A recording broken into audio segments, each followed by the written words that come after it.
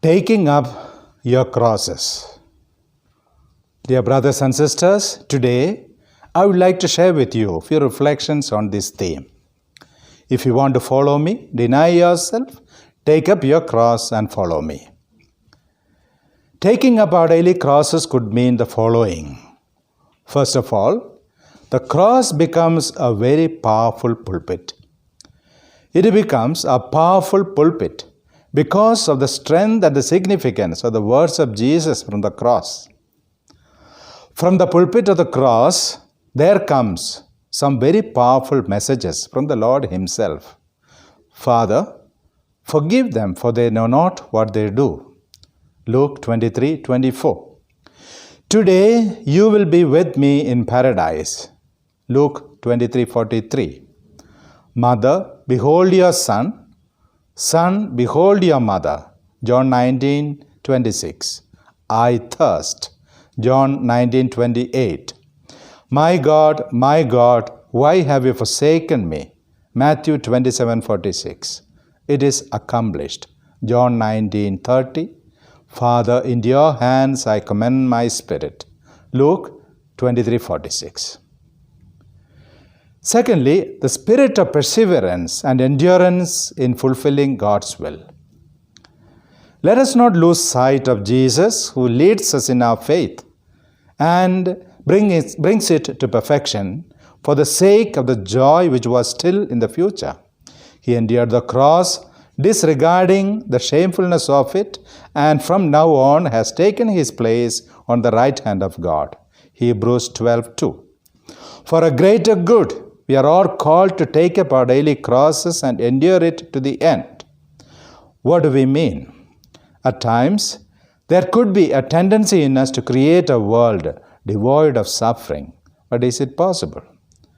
Souls are like athletes that need opponents worthy of them if they are to be tried and extended and pushed to the full use of their powers and rewarded according to their capacity. Thomas Merton says so. This means that all of us human beings go through suffering at one time or the other in our life. This would imply that even in the greatest of opposition, there will be laxity with regard to the commitment and daily fidelity. There is a responsible way of living our life as a mission. This spirit of endurance and perseverance becomes a manifestation of love when we refer to the cross of Jesus, and when we contemplate the crucified, it is a sign of God's love, each one in person, as we understand and as it is our experience. The cross is a place from where we see the love of God manifested in very tangible ways. When we go through moments of pain and loss, and when things happen to us that are very difficult to accept, in times of loneliness, solitude, and we feel abandoned and rejected, contemplation on the crucified one takes us forward. At this time, we repeat with hope and gratitude, "Who can separate me from the love of Christ?" When we call a thing by its name, we begin to understand it differently. A love that entails sacrifice, sacrificial love. When there is a meaningful purpose behind all that happens, and when it is inspired by love the experience itself takes a different turn. Jesus was on the cross for 3 hours. History has proved that God is close to those who suffer. Cross and fulfillment of one's life as a mission. A meaningful way of understanding the cross is to look at it from the point of view that the cross is the instrument through which Jesus fulfilled his mission in and for the world and for humankind. Jesus died on the cross. Today, we understand the cross as a means for accomplishing one's mission. In the cross of Jesus, we are also able to understand the meaning of our life as a mission, the suffering that we go through in the fulfillment of this mission, and the meaning of giving up one's life. Lifetime commitment to a meaningful cause becomes relevant in the context of the cross. Therefore, a commitment that has the desire to be of a permanent nature is a possibility when we understand it in the context of the fulfillment of one's mission. Therefore, dear brothers and sisters, for us today, taking up the crosses would mean that we embrace all that is there, which includes the fulfillment of the God-given mission for each one of us in the world. In this sense, it also could be understood that for some of us, our consecrated life with its essentials is the cross through which we fulfill our mission in the world.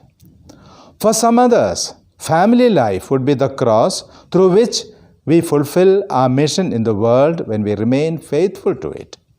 So, today, when we see our life as a mission, every walk of life, every specific vocation becomes a cross, as it is a means through which we fulfill God's plan for us in the world.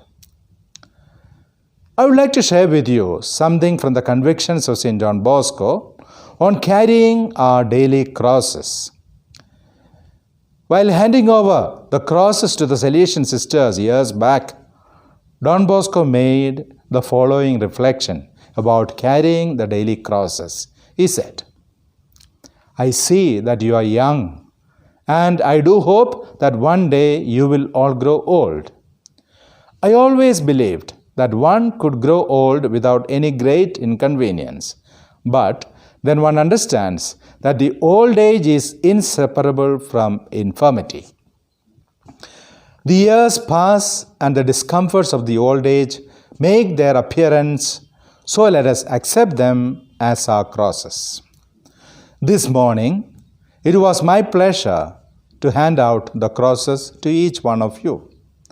I would like to hand out many more of them, but some already have them and others will obtain them later. I urge all of you to bear them gladly, not to want to carry the cross on your own choice, but whatever cross is assigned to us by the holy will of God. Let us carry it gladly, thinking that the cross will pass as years pass.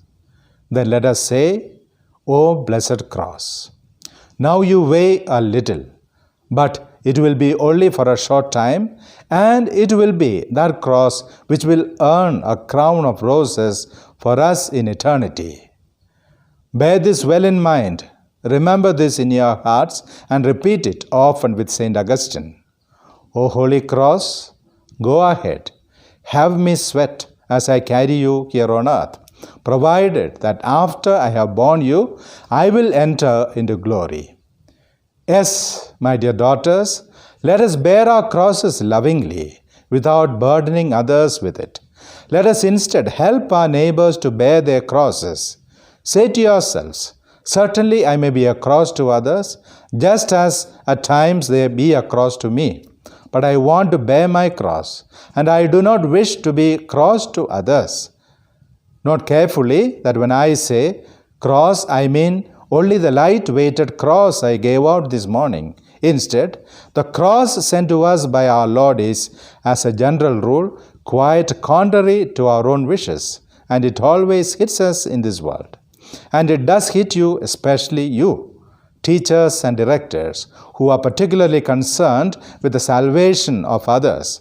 Such a tribulation, such a work, such sickness, even slight ones that you may be called upon to bear, it still is a cross. Carry it joyfully and willingly, because it is a cross sent to you by our blessed Lord. At times we work hard and hardly satisfy others, but go on working for the glory of God always, and carry your cross willingly. For this is pleasing to our Lord. There will be thorns, true enough, but these thorns will later blossom into roses that will last throughout eternity. Daily fulfillment of one's duties becomes the cross for us. And finally, acceptance of the cost of discipleship. Taking up your crosses on a daily basis would also mean that we accept the daily challenges of our life, as our life is a mission. We always need to look at the larger picture. On the cross and from the cross, Jesus teaches us not only as to how to suffer, but also why to suffer. Meaningful goals can make our journey bearable. Suffering gains significance and meaning at a personal level when we know the why of what happens, especially in things that are difficult to grasp and not easy to understand. Suffering becomes meaningful when there is a meaningful purpose. When pain transcends to a purpose, the experience becomes meaningful and redemptive. Or else it will just remain at the level of an impersonalized experience. When we know the why of what happens, it is easy to go through it. What does it mean to me? This gives me a very meaningful way of living my day-to-day life. I feel that in order to live a healthy life, we need to develop our understanding of the meaning of suffering and death. It is also a lesson for us in the sense that through suffering, we understand the value of suffering, and we learn to live with an attitude of acceptance, resistance, and surrender. May this season of Lent help each one of us to accept our daily crosses and continue to take the messages that the Lord gives us from the pulpit.